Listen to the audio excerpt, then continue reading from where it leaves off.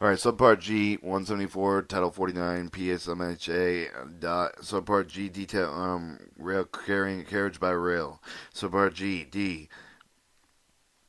Subpart G, detailed requirements for the Class D 3 flammable liquid. Class 174-300, special handling requirements. Class 3 flammable liquid material may not be loaded, transported, stored in the railway car, equipped with any type of lighted adhered or open and flame device in railway, equipped with any apparatus mechanism utilizing an internal combustion engine in its operation. Truck body or trailer which is loaded with the Class 3 flammable liquid materials, equipped with a lighted heater and an automatic heater with a refrigerating apparatus may not be loaded with the flat car except for the provided in paragraph C of this section. Heating of the refrigerating apparatus, the motor vehicle loaded with the Class 3 flammable liquid material may be operated while the motor vehicle is loaded on the flat car only if the landing space is not equipped with any of the electrical apparatuses that is non-spark proof, the explosion proof, if there are no combustible apparatus and landing space. There is no connection from the return of the air from the landing space to any of the combustion of the apparatus. The heating system conformed with the statute 393-77 of this title does not heat any part of the landing over 129 degrees Fahrenheit. Metal barriers of the drum containing with the Class 3 flammable liquids materials transported in sealed gondola. On flat car with a side car, however, they may not be transported in any hopper bottom car. 174-304 Class 3 flammable liquid materials in tanker cars. A tanker car containing Class 3 flammable liquid material other than liquid road asphalt tar may not be transported by rail unless it is originally consigned or consequently reconsigned to a party that have a private track on which it is to be delivered and unloaded. Section 171D with the subchapter of the party using the railroad siding with a facility that are equipped with piping the liquid from a tanker car to permanently storage tank with sufficient capacity to receive the entire contents of the car.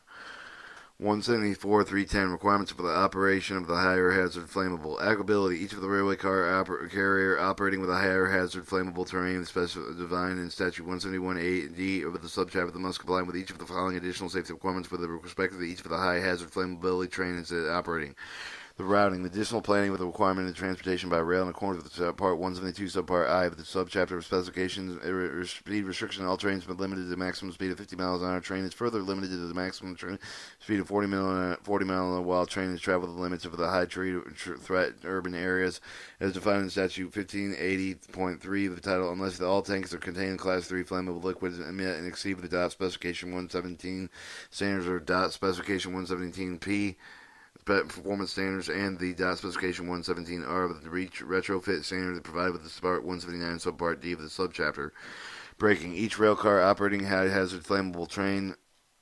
is defined in Statute 171 of the subchapter. The operating speed except for 30 miles an hour must ensure the train is equipped with operated with either the two-way end of the train device as defined in Statute 1, Title 49 CFR 232F of the distributed power system is defined in Statute Title 249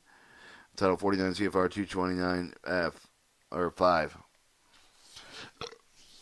2. By January 1st, 2021, each railway car operating a higher hazard flammable unit train compromises each release one tanker car load for the packaging group 1 material each speed exceeding 30 miles an hour must ensure the train is equipped with the ACP brakes which meet the requirements of the Title 49 Part 232 Subpart G except for the buffer cars and must be operated with the ECP brake mode established with the Title 49 CFR Part 232 Subpart G. May 1st, 2023, each rail carrier operating high-hazard flammable unit train not described in the paragraph A32 if the section is speed increasing 30 miles an hour must ensure the train is equipped with the ECP brakes and must be ensured with the Title 49 CFR Part 232 Subpart G except for the buffer cars must be operated with the ECP brake mode as established in Title 49 CFR Part 232 Subpart G. Alright, each buffer car's high hazard flammable unit with the train is not equipped with the ECP brakes will be accounting determining the percentage of the cars affected with the operative brakes during the operation of the train as required in Title 49 CFR 232-609.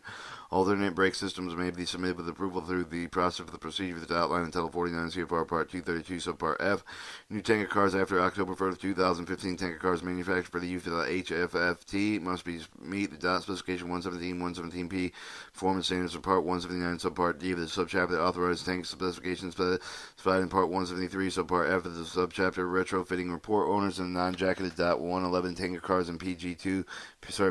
into the HFFT are unable to meet the January 1st, 2017 retrofit data deadline specified in 173-243A1 as required to submit the report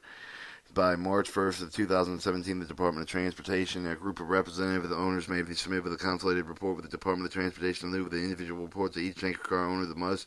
report must include the following information regarding the retrofitting progress: the whole number of the tanker cars retrofitted to meet the DOT 117R specification, the whole number of the tanker cars built with the retrofitted to meet the DOT 117P specification, the whole number of the DOT 111 tanker cars, including those built with the CPC 1232 industrial standards, have not been modified, the whole number of the tanker cars built to meet the DOT 117 specification, the total number of the tanker cars built and retrofitted with the DOT 117, 117R, 117P specifications that are in the ECP brake ready, ECP brake equipped. That needs required to submit the report of the under the paragraph shall submit the subsequent following reports containing the information identified with the paragraph within 60 days of the notifying the PHMSA and FRA. B is reserved, and subpart H and I are reserved, and subpart J is the detailed requirements for the Division 6-1 poisonous materials.